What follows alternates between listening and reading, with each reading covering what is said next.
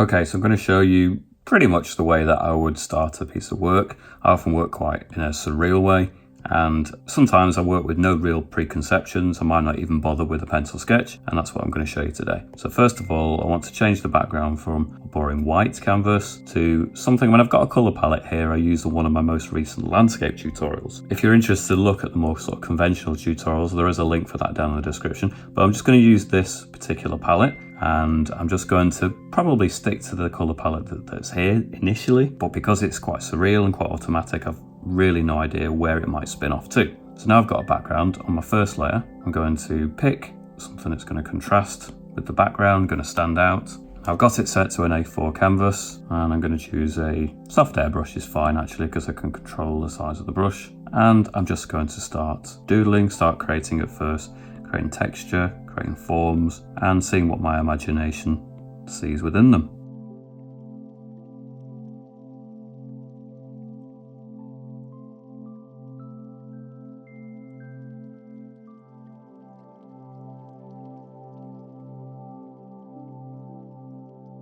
So because I have no preconceptions about what I'm going to do, I'm just responding to some of the forms that I'm seeing. Whenever I start to do something, there's shapes that I might generally like. I do tend to prefer quite organic things, so you might end up with quite some round looking blobs initially, and then I just sort of take it from there, start to tentatively add extra shapes and see where we go to. I love drawing trees and skeletons, and so forms like that will always come out in my work, but generally speaking I like most organic things anyway.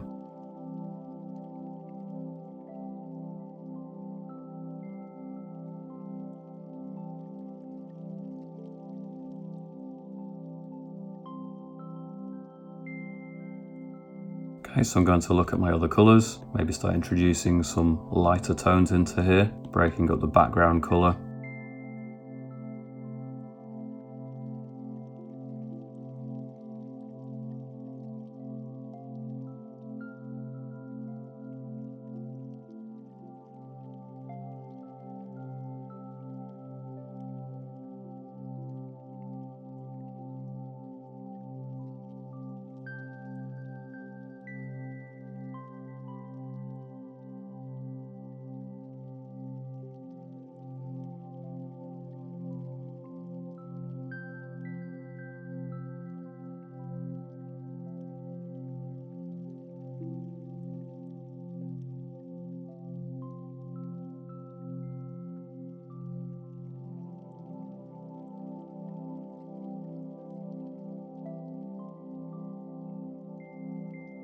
So in these initial stages of a piece of work like this, I've usually not much of a clue where it might want to go. To a certain extent, it's about just showing up and starting to work. Like I said, there are obviously some kind of forms that will always naturally come out because they're the things I've studied the most and perhaps the things I gravitate towards the most. But then if you keep working, sometimes the actual piece of work will start to suggest ideas to you, in the way that I work anyway.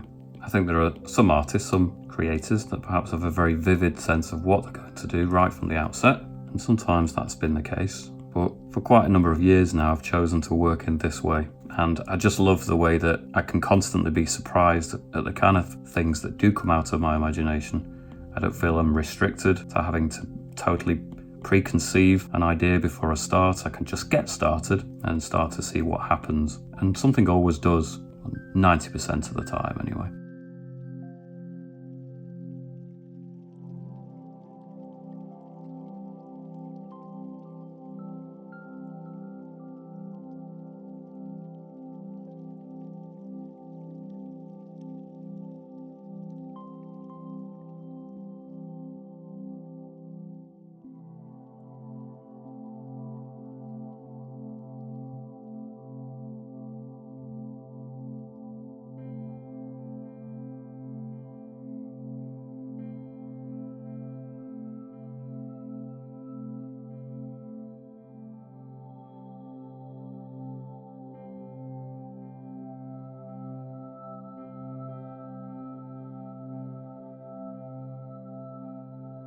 So you probably noticed that I've not really used the eraser very much at all, but there does come a point in which I start to just solidify around certain shapes. It starts to crystallize a little bit more clearly for me, and so there might be a time where I about this point, I'm starting to refine, make a few more decisions. I might use the eraser just to tidy up some of the shapes, make them stand out a little bit more clearly where I'm starting to perceive them.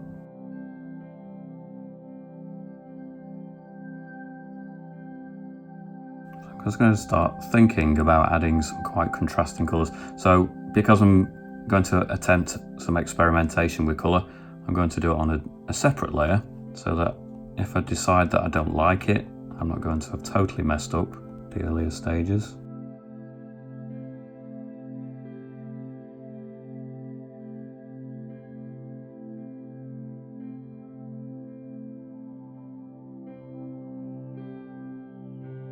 Sometimes what I'll do is once I've created another layer, I'll just shift all my attention onto that next layer then, until I reach another point, another juncture in the kind of creative proceedings where I'm not quite confident, I don't really know what I'm wanting to do next. I'll just carry on with that layer. Sometimes it might be that I need to add an additional layer and put it behind things because I decide I want to do something with the background, but much of the time all I'm really wanting to do is avoid losing something that I'm starting to like.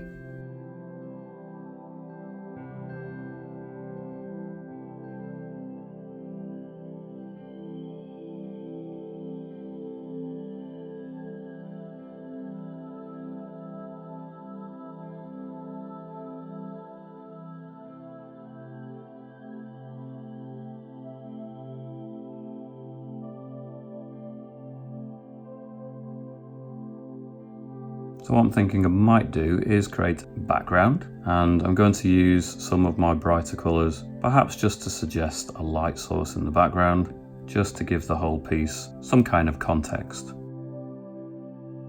some kind of setting perhaps.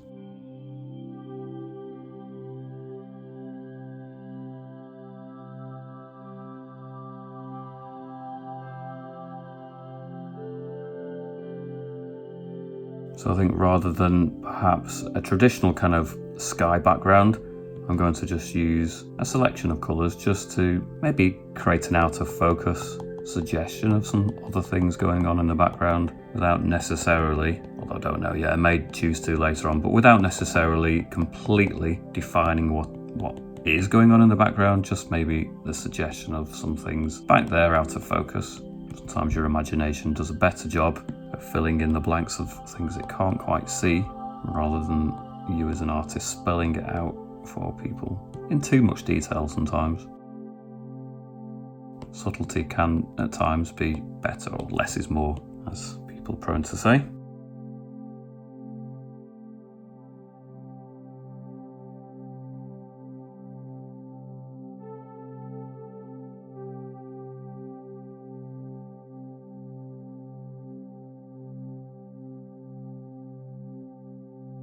So because I see potential in this piece, I mean, you never quite know when you're starting out, but because I'm starting to see that this is maybe something that has potential to keep working on, what I may end up doing is returning to this on a future video, because I don't want to make this ridiculously long as a video, but I may return to this on a future video and keep refining the details, because often with my videos I only really get a chance with the time constraints to actually film it and edit it, and obviously the length of the video to go so far with the image. But if I can take it so far in part one, let's say, maybe on a future part I can zoom in more and get more in depth with the kinds of details that's really going to make a piece like this work well. But for now, I'm just going to try and piece together the kind of the feel of it, the atmosphere, and see where we end up with it. So at the moment I'm trying to kind of integrate the background lighting in here a little bit. So I'm going to soften up just one or two of the edges, so some of this light that's coming from the background might bleed in into certain parts, will reflect off certain parts perhaps, so it just feels like it's dissolving into the background a little bit more, just in places. It is possible to overdo that quite easily. So I'm just adding just a few hints so that the light is really impacting some of these forms, just in the areas where perhaps you'll get a slight sense of things that are just folding around to the back of the form there. So just along the edge perhaps, the light from here is just connecting with the outer edge. Again, don't go too far.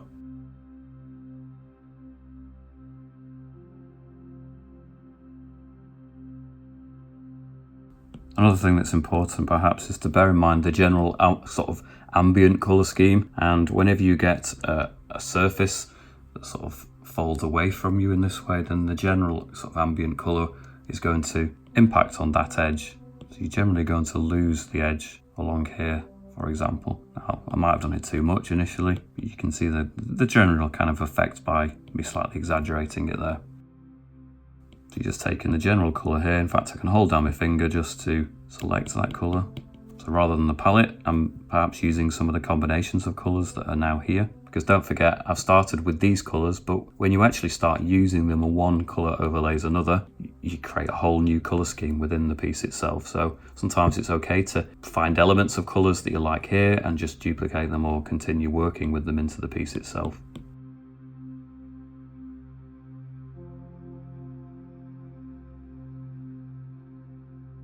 This is really very rough at this point.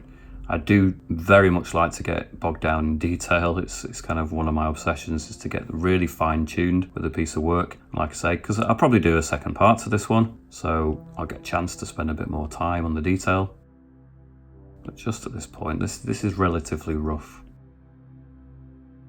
Because when you zoom in, you're going to lose clarity there, obviously.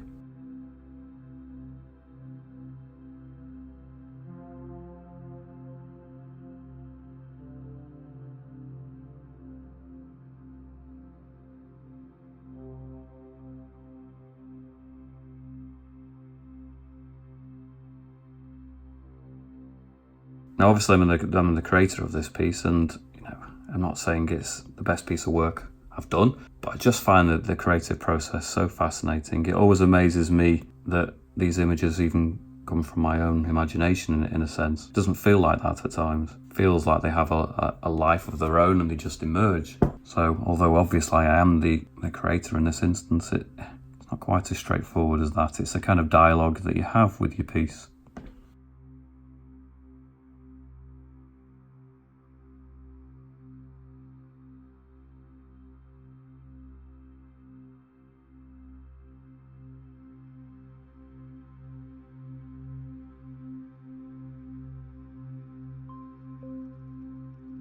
So like I said earlier, it's not specifically a cloud effect that I'm going for in the background, but I'm starting to use some of the kind of textures and the techniques that I might use in a cloud, kind of landscape, or the sky rather. I'm starting to use some of those effects to actually just add a bit more interest into the background, be slightly more suggestive perhaps of something like a sky, even though it's not specifically a sky, it's just in some way it kind of resembles that. And obviously it's a large part of a background, so I suppose in a sense it's obvious that your brain would start to perceive it as a sky.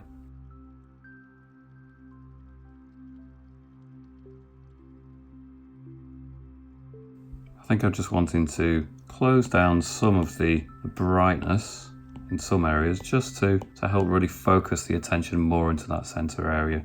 The more kind of dark areas that it has to contrast with it, the real brighter, or the brighter it's going to appear. Contrast is always a really important element, I think.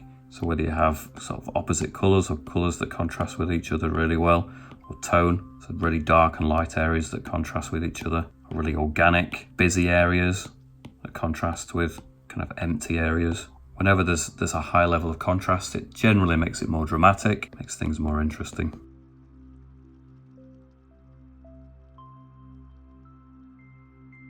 So I just quite like to create something quite contrasting with the colours that I've got so far. I really like perhaps this sort of neon blue colour to really show up as a different element amongst the mix. I kind of don't really want to use too much of this colour because it is very contrasting and does pop, but I think maybe it would lose its power, become too much in the piece if I did more of it than this. I don't know, I might do a little bit more, but I'm just wary that if I do lots of this, then it's really going to be a bit too much going on. It may have already crossed that line, it's hard to tell sometimes. I tend to overdo things a little bit, and that's fine, that's just the way I prefer things, but some people prefer subtlety. It's not really the way that I think creatively. Subtlety is not often the way that I approach things, so each to their own. what I might do is perhaps just give the suggestion maybe that there are smaller buds growing along here that haven't quite opened yet and haven't become full-on kind of flower shapes. So perhaps I'll just move along up here, create some more forms and just give the suggestion that they're going to become more like that, but they haven't quite reached that stage. So I go back to my blue, go back to these shapes and just start to piece in the suggestion that that is what they're going to become.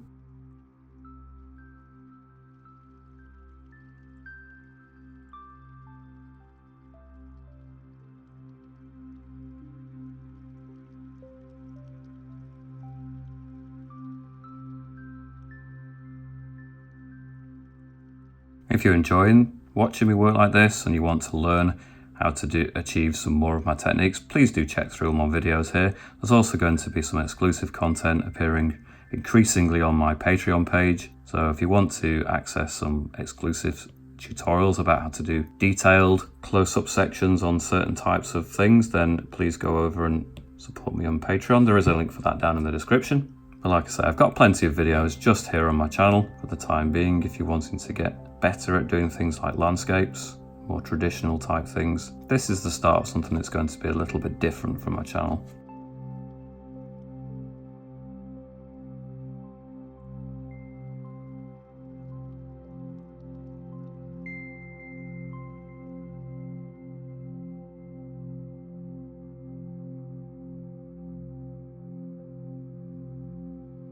Now these blue elements, I've just looked at the camera and I realised they're not standing out in quite the way that they do on screen for me. So I'm just going to adjust the screen now so that you can see them a little bit better perhaps. Again, still doesn't quite showing up as it does to me.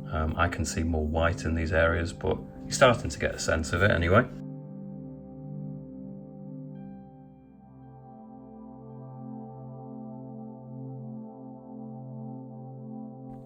Okay, so I'm not going to do any more of this video here over at YouTube, but I have gone into more detail in certain areas, and if you want to go over to my Patreon page and become a supporter, then there is more access to an even greater depth of detail in this particular piece of work, and that's the way that I'm intending to do this from now on. So I'm going to keep either my landscapes or these individual unusual pieces of work much the same format as I always have, but then there's going to be a greater level of access that I make available to the people that want to support me and want that extra content, and that's going to be available for everyone over at Patreon. Anyway, I'll leave it there for now. Do remember to subscribe, press the bell notification button, and I shall see you back here soon.